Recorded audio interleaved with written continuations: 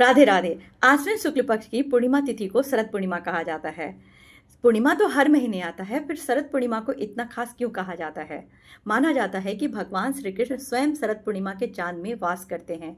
भगवान श्री कृष्ण 16 कलाओं से पूर्ण हैं और शरद पूर्णिमा का चांद भी 16 कलाओं से पूर्ण होता है।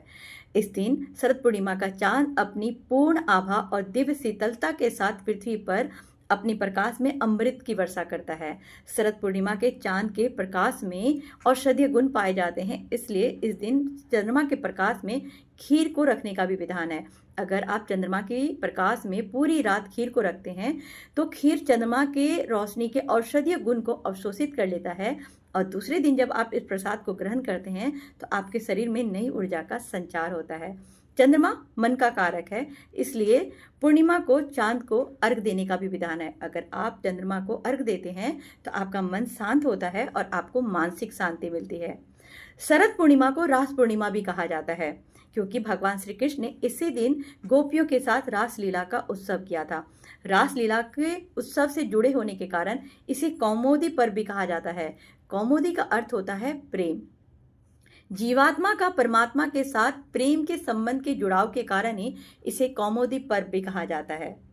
शरद पूर्णिमा के दिन ही समुद्र मंथन में माता लक्ष्मी प्रकट हुई थी, इसलिए माता लक्ष्मी की भी इस दिन पूजा की जाती है। शरद पूर्णिमा को कोजागरी पूर्णिमा भी कहा जाता है।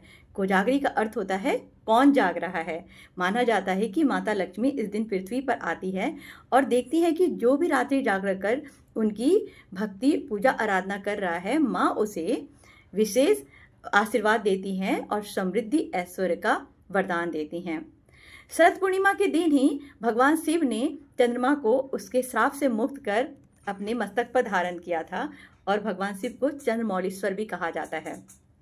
शरद पूर्णिमा के दिन आप भगवान शिव के चंद्रमौलीश्वर स्वरूप की अगर आप पूजा करते हैं तो भगवान शिव को भी आपको आशीर्वाद मिलता है। राधे राधे।